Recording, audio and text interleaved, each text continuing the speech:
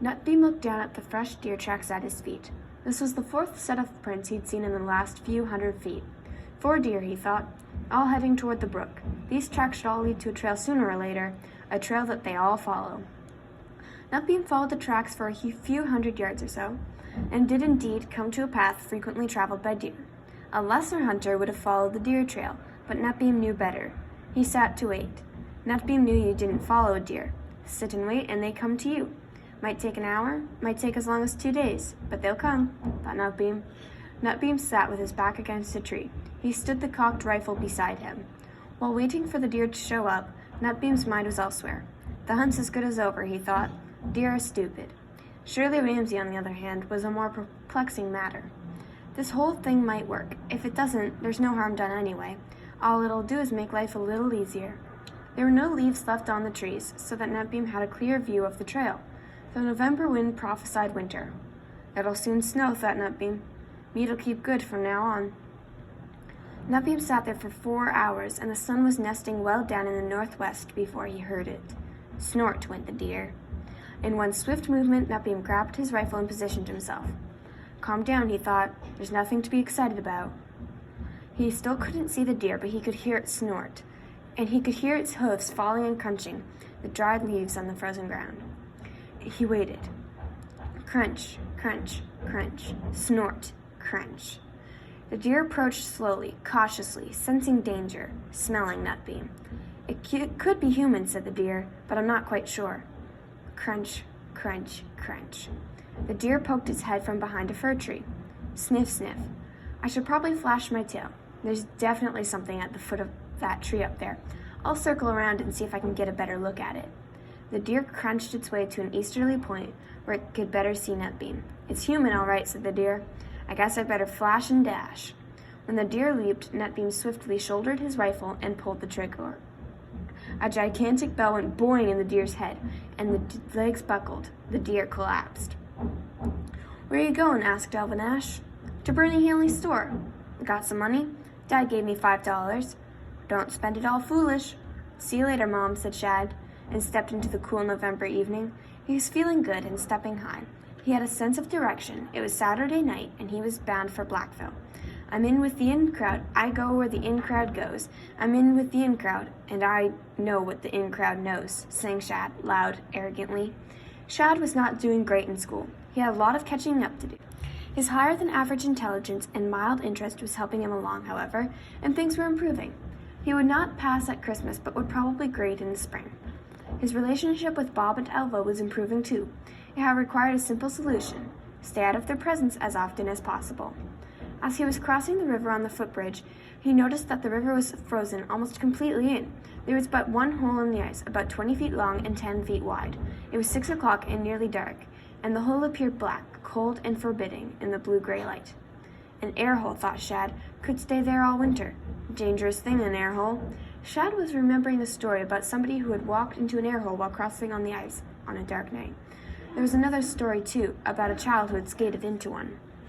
Shad made a mental note that the air hole was located just above Doc McDowell's cabin, in front of John Caston's place.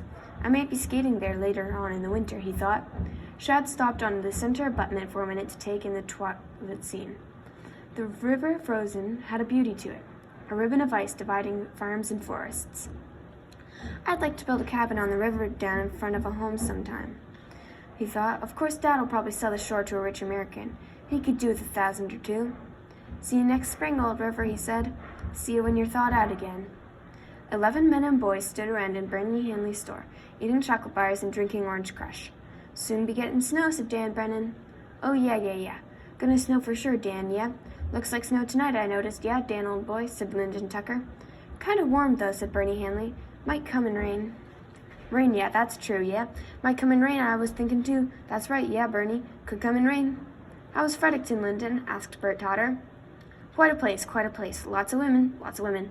Lived right there on Pine Street, yeah. I went to the hotel one night, yeah, so I did. One night, yeah. Oh, yeah. Hotel, yeah. Quite a place. Women ain't much good if you can't get your hands on them, chuckled Dan Brennan. Did you get your hands on them, Lyndon? Got me hands on them, all right. No trouble there. Ha. Got me hands on them, all right, Dan, old boy. There's no trouble passing the hand on them ladies. All the men laughed. For the moment, Lyndon was the center of attention. Everyone knew how Lyndon would act when confronted with a female, and didn't believe a word he was saying.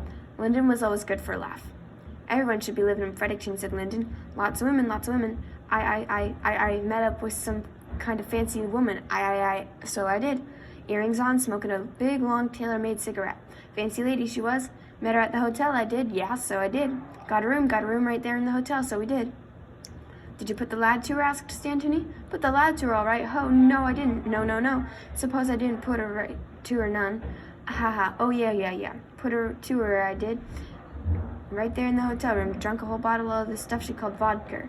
There wasn't a drop left in the morning. Woke up and I was all alone. Yep. Just as well, though, just as well. Was she good? Ha, good. I guess she was good. Ho. No, she wasn't. Ho, the very best, so she was. Did you see Greg Allen while you were over there? Asked John Caston, who was getting somewhat annoyed with all the dirty talk. Never saw Greg. No, never saw Greg. Right there, too. But I never saw him. Been over there for years, Greg has. Working at the cotton mill, I think. Someone said Greg was working at the cotton mill. Never comes back, does he? Said Bob Nash. Sold his land to Doc McDowell and never cried crack till he hit Fredericton. Never came back. A man should go and see him, you know, said Dan Brennan. You'll never guess who I saw on the bridge the other morning, said Lyndon Tucker. Greg? No, not Greg, no. Walking across the bridge I saw that Nutbeam fella. Nutbeam. Know who I mean? Nutbeam. Met him on the bridge. What did he say? Just said good day. Good day, he said. Just said good day. What do you say? I said, good day, Nutbeam, old boy. I said. He never said nothing, just kept walking. He's got the biggest ears, looky here, I ever saw in my life. You never saw the like of them, big as that pound cake there. Homeliest man you ever want to meet. I heard now, lied Stantony, that he don't cook one thing he eats. Used to be up north someplace, they don't cook their meat in the Yukon, you know. How do you know he don't cook his meat? Asked Shadrack. Well, if he don't cook his meat, he might be from the Yukon, who knows? I heard everything that sticks out on him is a foot long, said Bert Totter. His ears, his nose, everything. That's what Albert Johnson was supposed to look like, said Stantony. Albert Johnson was from up north, you know. Shot all them Mounties. I wouldn't be surprised if that's who he was. They captured Albert Johnson, didn't they? Asked Bert Totter. They never knew for sure, said Stantony. They thought they got him, but they never knew for sure. Homeliest man I ever saw, said Lyndon Tucker. Just said good day was all he said. You ever hear from your boy George, Bernie? Asked Bert Totter. Got a letter from him yesterday, said Bernie Hanley. News from Paladin, thought Dryfly, perking up to listen. Said he was working in a bakery, place called Richmond Hill. Thought he went to Toronto, said Bert. No, Richmond Hill. Young Paladin now is working in Toronto, though, but got himself a job working with a newspaper, delivering papers or something. And George is working in a bakery. Boy, it sounds like a pretty good job to me. I bet you he's making good money, too, said Bert. They'll be back, said Bernie. You couldn't keep that young Paladin away from the river. Best fisherman I ever saw, Paladin was.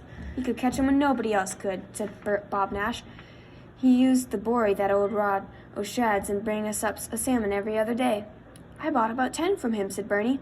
How do you suppose he did it? Asked Dan Brennan. I fished all one day and never saw a thing. Young Paladin came over the hill, made 2 casts, and bang, got a 10-pounder. He seemed to just know how to do it, said Bert Totter. He'll be back, said Bernie Hanley. You never get them young lads to stay away from the river for any length of time. Shadrack and Dryfly left the store and stepped into the dark, windy November evening. It was Saturday night, and Shadrack was getting restless. There's nothing to do around here, said Shad. I'm bored. We could take a walk to Gordon, suggested Dryfly. Might be some girls around. No girls in Gordon. Blackville's the place to go. There's about 300 girls in Blackville school, and they all hang out around the canteen on Saturday nights. Why don't we see if we can hitch a ride to Blackville, Dry? No, I don't think so. I don't know anyone in Blackville, Shad. I do, Dry. I know lots of lads. I don't think so, Shad. We'd never get a ride anyway. Since Shadrack started school in Blackville, Dryfly was seeing a great change in him. Shadrack was beginning to speak differently, to use words like algebra, math, classroom, corridor, cafeteria, and other words that Dryfly had no comprehension of.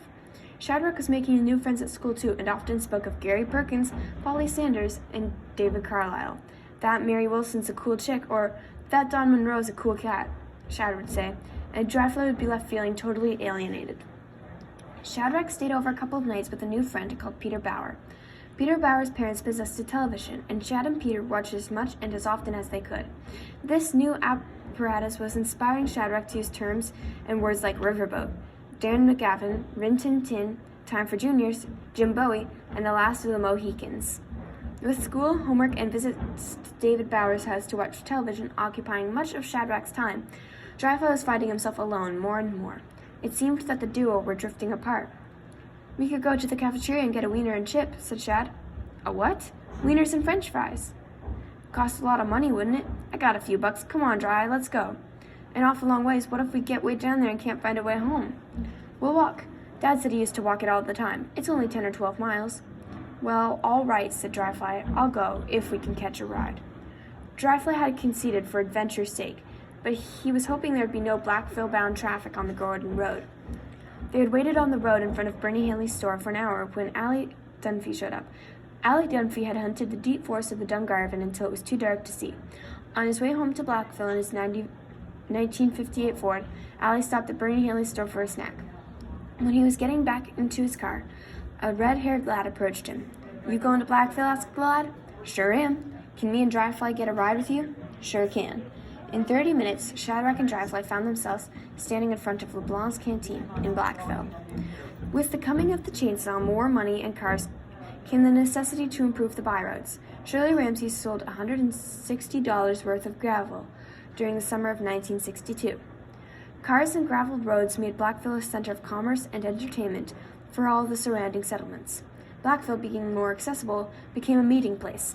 Every weekend, young people would crowd on the backs of pickup trucks or in old cars and head for Blackville. Sometimes there'd be a movie to go to, sometimes a dance, but mostly the teenagers would just walk up and down the street from one takeout restaurant, canteen, to another. There were 3 canteens in Blackville, no more than 500 yards separated one from the other. "What do we do now?" asked Dryfly. "Let's walk down to the other canteen," said Shad. When they arrived at the second canteen, Shad suggested that they check out the third. From the third, they walked back to the second, stood around for a few minutes, then walked back to LeBlanc's. They had done everything there was to do in Blackville except eat. Shadrack and Dryfly completed the social itinerary for Friday night in Blackville by ordering a paper dish full of French fries and 3 wieners each. They were just finishing their snack when Peter Bower showed up with Jim McNeil, Gary Perkins, and David Carlisle. "G'day, Shadrack. How's she going?" "The very best, Peter." "Who are you?" asked Peter. "Dryfly Ramsey," answered Dryfly. "Dryfly Ramsey? Any relation to Shirley Ramsey?" asked Peter. One of the other boys chuckled. "Me mother," said Dryfly. The boys all glanced at each other and grinned. "What brings you guys out of the woods?" asked David Carlisle. "Come to chase the chicks," said Shadrack. "What happened to your hair, Dryfly?" asked Jim McNeil. Dryfly scanned the 4 Blackville boys in their clean black pants, the expensive jackets with the collars turned up, the black jet boots, the truckers' wallets chained to their belts, jutting from their hip pockets, the rings, wrist watches, and the well-groomed Elvis Presley haircuts. Until now, Dryfly had forgotten that he wasn't very well dressed, and that his hair was parted in the middle. Shadrack scanned Dryfly and saw, maybe for the first time, what the other boys were seeing. The straight brown hair parted in the middle, the ragged jeans that Shad himself had given to him, the Mackinaw coat, the black rubber boots with the red soles, the long nose. Shadrack was even more conscious of Dryfly's appearance than Dryfly, and wished that he hadn't brought him along. He had wanted Dryfly for company in case he had to walk the 12 miles home alone. He hadn't anticipated that Dryfly might jeopardize whatever chance he might have of being in with the in crowd. "Where you get those boots, Dryfly?" asked Gary Perkins, making no attempt whatsoever to hide the mockery in his voice. Shadrack eyed the grinning Blackville boys and knew he would have to make a decision, go with the in crowd or be out with Dryfly Ramsey. He decided to try and play it down the middle. He grinned, but not for mockery's sake. He grinned to try and keep it light. Shy and very uncomfortable, Dryfly blushed and looked down at himself. The discomfort grew as he compared his own clothes to the others. He said nothing. He wanted to go to Brennan's siding. "How's your mother?" asked Peter Bower, nudging David Carlisle and winking at Gary Perkins. Peter Bower, for the moment, was the leader of the pack. Dryfly wondered how the Blackville boys knew his mother. He didn't know that the byword, Shirley Ramsey, had leaked into Blackville. People in Blackville took their children on Sunday drives past Shirley's, pointed and said, "Look, kids, there's Shirley Ramsey's house." The kids would all look at the epitome of local poverty, the sagging, paintless house, the dirt lawn, the car tires on each side of the driveway culvert. Ogling arrows of curiosity, they might think, "Shirley Ramsey, the woman who invented the culvert ends." "Shirley Ramsey's boys, laughed Jim McNeil. "Great boots, Dryfly." Shad made a stab at changing the subject. "What's going on, boys?" he asked. There's a dance at the public hall, said Peter Bauer. Going? I don't know, might. You might as well. That's where the chicks are. I dunno, said Shad, shrugging, eyeing Dryfly. Come on, Shad, get with it, said David Carlyle. Polly was asking about you, Shad. Was she? She'll be at the dance, Shad. Suppose. Saw her down the road. Come on, Shad. Shad continued to eye Dryfly. Dryfly is gonna have to learn to handle it, he thought. Great, let's go, said Shad. Dryfly wasn't invited, but he had nothing else to do, so he followed the others. He walked behind, ashamed of his clothing and his hair, still wishing he was home. Dryfly did not like Blackville, and he did not like the boys in the crowd. At least by walking behind, they don't make fun of me, he thought. When they got to the public hall, they lined up at the ticket booth, and one by one paid to enter. From the stage within came the harmony of Lyman McPhee and the Corn Poppers, singing, Wake Up, Little Susie. When it was Shad's turn to pay, he turned to Dryfly and said, I ain't got enough money for both of us, Dryfly. Why don't you try to sneak in? I'll get caught, said Dryfly. No, you won't. Just wait till no one's watching. You can do it. A lump had suddenly developed in the back of Dryfly's throat. He was being abandoned. He swallowed the lump. I'll wait out here, he said. Shad shrugged and followed the Blackville boys into the hall, leaving Dryfly alone on the steps. Dryfly waited on the steps of the public hall for what seemed like a very long time. Men and women came and went, but few paid much notice to Dryfly, and Dryfly hoped it would remain that way. As a matter of fact, Dryfly wanted to hide. How could Shad do this to me, some friend? By the time an hour had passed, Dryfly was feeling very cold in the damp night air. He was also bored and a little bit afraid. Some men had gathered around on the steps to drink some wine, and Dryfly sensed that some trouble was brewing.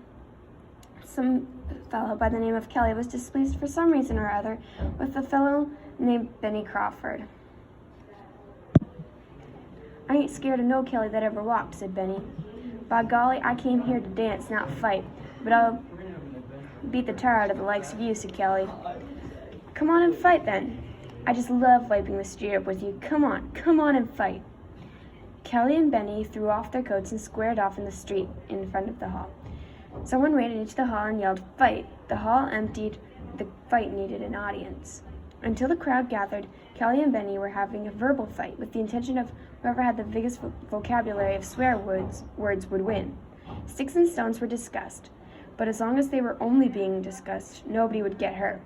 But now they had an audience, and the pressure was on. Hit him, Kelly, hit him, somebody yelled. Don't take that off him, Benny. Hit him back. Kelly made a swing for Benny and missed. Benny made a kick for Kelly and also missed. They stood then, eyeing each other, breathing heavily, obviously very nervous about the showdown, wishing it was over. Kelly thought that a bluff might discourage his foe, and flew into a spiel of swear words and threats that would make a dead priest turn over in his grave. He touched on the apes and how they were related to the whole of the Crawford family.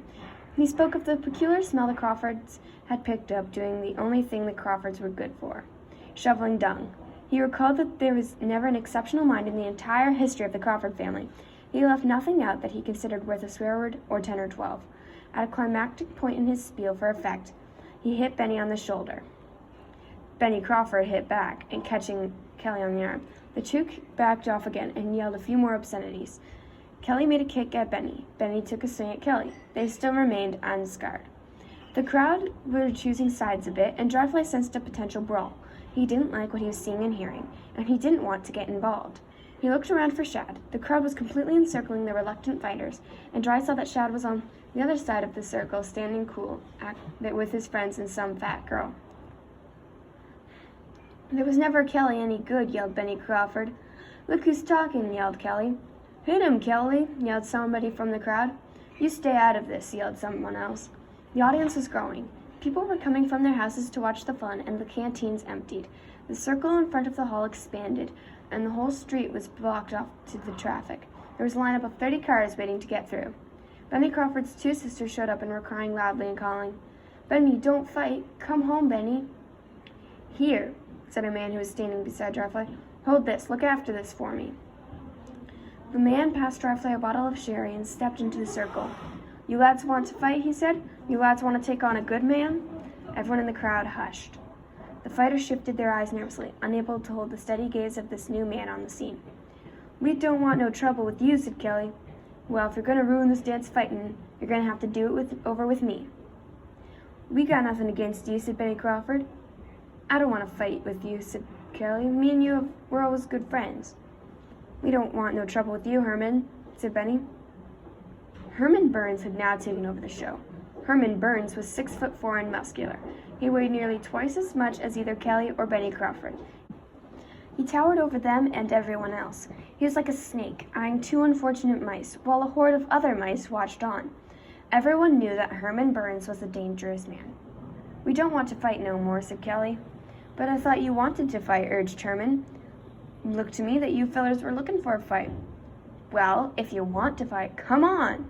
Herman Burns kicked Benny Crawford as hard as he could, breaking a rib and leaving him bent and moaning on the ground. Kelly started crying and begged Herman not to do likewise to him. Herman hit Kelly on the brow, knocking him out cold. The fight was over.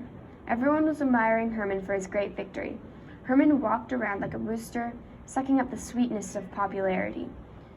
No, suppose he can't fight none, someone behind Dryfly said.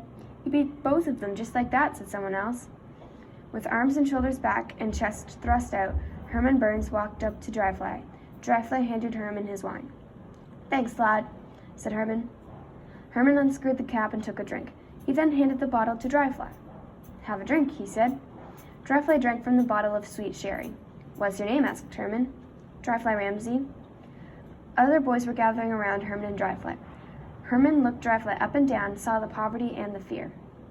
You're a friend, said Herman, and offering his hand for Dryfly to shake, said, Put her there. Dryfly shook the huge calloused hand. It looked to the other boys that Dryfly and Herman were the best of friends. Better not to tangle with Dryfly Ramsey, thought Peter Bauer. Going inside? Asked Herman. No, I don't think so. Come on, Dryfly. There's a bunch of young women in there, and they're looking for you. When Dryfly walked past the ticket booth with Herman Burns, no one asked him for a ticket. When he stepped into the hall with Herman's arm resting on his shoulder, the in crowd did not laugh at him. Shirley Ramsey made a fire and put the kettle on. An inch of snow had fallen in the night and half melted in the morning sun. It dappled the drab November landscape. Dryfly had walked all the way from Blackville during the night and was still sleeping. Shirley made a pot of tea, poured some into a mug, and a little onto a plate. Into the tea on her plate she sprinkled some brown sugar, dipped her bread into it, and ate. Shirley Ramsey either had bread dipped into pork fat and molasses, or bread dipped into tea and brown sugar every morning for breakfast. While she ate, she listened to Jack Finetti on the radio. CFNB, we're New Brunswick, here's the news, said Jack, then went on to talk about the political dreams and schemes of Hugh John Fleming and John Diefenbaker. After the news, Jack played up on the housetop a Christmas song by Gene Autry. Christmas, thought Shirley. 'Twould be nice to have some money for Christmas. I wonder if Paladin will come home. I hope the poor little lad is doing well. After smoking a couple of cigarettes, Shirley put on her coat and boots, tied a red scarf over her hair, and went for a walk around the gravel pit. The gravel pit was getting a little bigger each year. Shirley's land was nearly all dug up. What land was left around the pit's periphery was covered with hawthorn and blueberry bushes and the occasional fir tree. The Ramsey boys had harvested the land completely, and the fir trees had sprouted and grown within the last 10 years. They're just right for Christmas trees, thought Shirley Ramsey. Dry could cut them and sell them to Rudy Baxter. Rudy Baxter from Blackville owned a truck. Every November, Rudy Baxter bought 1,000 Christmas trees from the locals and trucked them to Boston. We'd have a little money for Christmas, thought Shirley. Not much, but a little. Dry could snare a few rabbits, too, and sell them to the Frenchmen downriver. With the post office closing at the end of December, and with the selling of Christmas trees and rabbits, Shirley saw the ends meeting until the end of January, no further. After that, times would be tough. Shirley thought of the tough times in the past. She was thinking of the past a lot lately. She recalled that her father, Bub, had raised his family almost entirely on moose, salmon, and potatoes. With no wife and 9 children ranging from ages 1 to 12, Bub had no time for a regular job, so there was no money for clothes. The children were brought up on hand-me-downs. Shirley had never worn a new dress in her life. Shirley remembered how Bub would play both mother and father, cook and work the potato field by day, and poach salmon, moose, and deer at night. There's always something to eat, she thought. We weren't as poor then like I am now, or at least not as poor as I will be by the time February rolls around. The bleak gravel pit sprawled before her, a cavity forever threatening her land. Another year and that'll be gone too, she thought. Never thought you could run out of gravel. Shirley heard the distant whistle of the mail train and went to the house for the mailbag. Then she walked to the siding house for the exchange. When she returned home, Dryfly was awake and sitting at the kitchen table. "I walked all the way home from Blackville last night," announced Dryfly.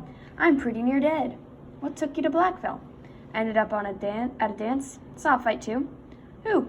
"Some Kelly fellow and another lad. Herman Burns broke it up."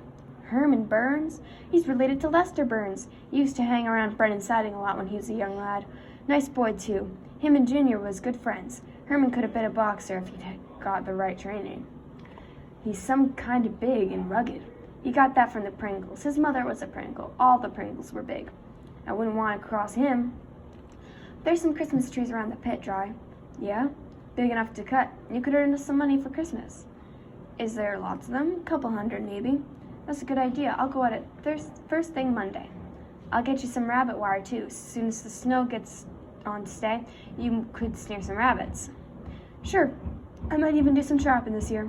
"No luck in trapping." "What's the difference between snaring and trapping?" "I don't know, but everyone always says the trappers never had any luck." "I guess God don't mind if you snare rabbits. There's so many of them." "Know what you can get me for Christmas, Mom?" "What?" "A new set of guitar strings. Them ones on the guitar are hardly fit to play on. They're starting to unravel." "Maybe. The fire's getting low, Dry. Would you get me some wood?" Dryfly groaned as he stood. Both his legs and feet were sore from the long walk to Blackville the previous night. And it snowed a little bit while they walked, which did not make the trek any easier. Dryfly recalled thinking that he wasn't going to make it, that he would never do it again, supposing he did hear the best music he ever had heard. At the dance, Dryfly had enjoyed Lyman McPhee and the Corn Poppers very much. Dryfly put on his coat and limped his way to the woodshed. "Mom!" he yelled from the shed. "Mom, come here, quick!" Shirley heard the excitement in Dry's voice and ran to see what was the matter. When she got to the shed, she found Dryfly standing, looking up at the hanging carcass of a deer, gutted, skinned, and cleaned. "Where'd you get the deer, Dry?" she asked, eyeing the most meat she'd seen in years. "I didn't get it. It was just here. Don't you know where it came from?" "He was poaching last night," thought Shirley. "Nut beam did it," thought Dryfly.